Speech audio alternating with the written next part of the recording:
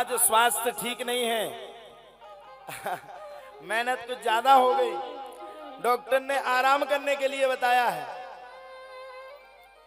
फिर भी अभी बताओ, इतनी गर्मी में हम कंबल ओढ़ के लेटे थे, लेकिन हमने जीवन में कभी हारना नहीं सीखा। हमें पता नहीं, अपने आप में बड़ा दृढ़ विश्वास है, एक दिन वो आएगा कि हम जीतेंगे जरूर, जीतेंगे जरूर। हम आप सब लोगों से कह रहे हैं, पूरे शिष्य मंडल से कह रहे हैं, तुम लोग अपने हौसले को बुलंद रखो।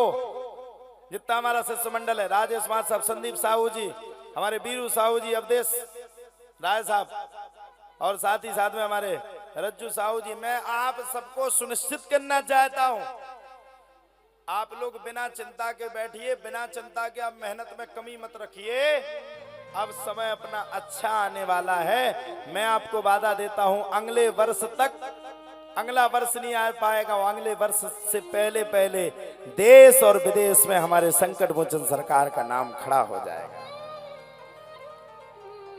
बहुत जल्दी लंदन की पावन धरती पर, विदेश की पावन धरा पर जाकर के श्रीमद् भागवत की कथा आप सबको सुनने के लिए मिलेगी। मैं अपने आप को भाग्यशाली समझता हूं कि भगवान ने मुझे इस काबिल बनाया, मैं कुछ कर सकूं। हमारे पिताजी कल कह रहे थे कि तुम्हें घबराहट नहीं होती यार। हमने पूछा क्यों? बोले यार किसी से कुछ कहते नहीं, मांगते किसी से कुछ हो नहीं, निमंत्रण देके भगाते, पैसा का तुम्हारा पता नहीं, मिला तुम्हें कछु है नहीं, जजमान तुमने हमें बना दिया, फिर पैसा कहां से आ रहा है? कल हमारे पिताजी के वाक्य थे, बोले जमीन ममीन तो नहीं बैठ डाली? हमने कहा तुमने दी ही नहीं, कहां से बेचेंगे? फिर जुगाड़ कहां से हुई? हमने कहा पता नहीं। आज किसी ने उनसे कह दिया खाटू श्याम जी की भजन संध्या हो रही, कल कक्कू जी आ रहे, हरिया जी आ रहे, कल परसों उनका कार्यक्रम है। पिताजी हमारे घबरा घबरा करके परेशान है, कहां से जुगाड़ कर रहे हो? मैं कहा चिंता मत करो, हम तो नौकर हैं, मालिक तो वो बैठा है, कर वो रहा है, माध्यम हमें बना दिया, कृपा उसकी है, करने वाले हम हैं, और आनंद हम सब बैठ करके ले रहे हैं।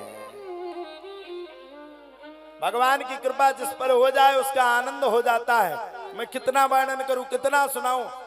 मुझ जैसे व्यक्ति ने मोटरसाइकिल की यात्रा करते करते आज इतना बड़ा मुकाम पा लिया। जब शुरुआत में हम धोती पहनते थे तो कई हमारे साथी हमसे हंसते थे। हमारे गांव में हम धुतिया पैर के कड़ जाते हो, हंसन लगाते हो, महाराज जो कौन सी नई प्रपंच लीला मच गई है, सही है कि नहीं? पहली बार जब हमने भागवत की सिद्धेश्वर पे और कलश यात्रा निकली तो पूरा गांव हंसा,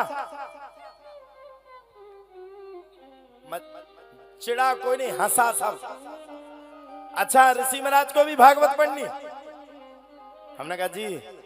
अच्छा जिते जिते हमने भागवत पढ़ी होते तो टेंट तो उड़ो ही उड़ो है। पहली बार की भागवत में टेंट उड़ गया। यहां तो टेंट संभालते संभालते हम ही बूढ़े हो गए, लेकिन टेंट नहीं उड़ लग पा रहा है। वहां भी हुई थी कबरई में तुम्हारे कालीचरण जी, वहां भी टेंट उड़ गया।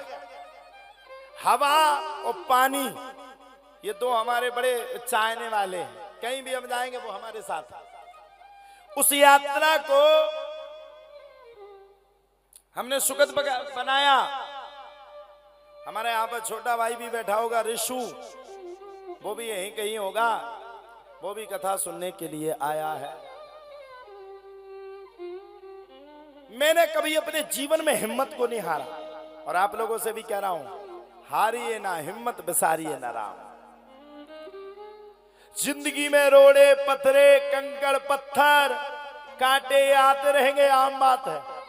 आप उठोगे तो आपसे चिढ़ने वाले हजारों खड़े हो जाएंगे, लेकिन आप उन पर ध्यान ना देते हुए, हाथी चले बाजार, कुत्ते भौंके हजार, उन पर दिमाग ना देते हुए, दिल ना देते हुए, उन पर अपनी बुद्धि को नष्ट ना करते हुए, मंजिल को पाने के लिए चलते जाओ, चलते जाओ, चलते जाओ, चलते जाओ, चलते जाओ। एक समय वो आएगा जो तुम पर भौंकते हैं, वो तुम्हारे चरणों में आकर के नतमस्तक हो जाएंगे, नतमस्तक हो जाएंगे। बस चलने में कमी मत रखो, चलने में कमी मत रखो।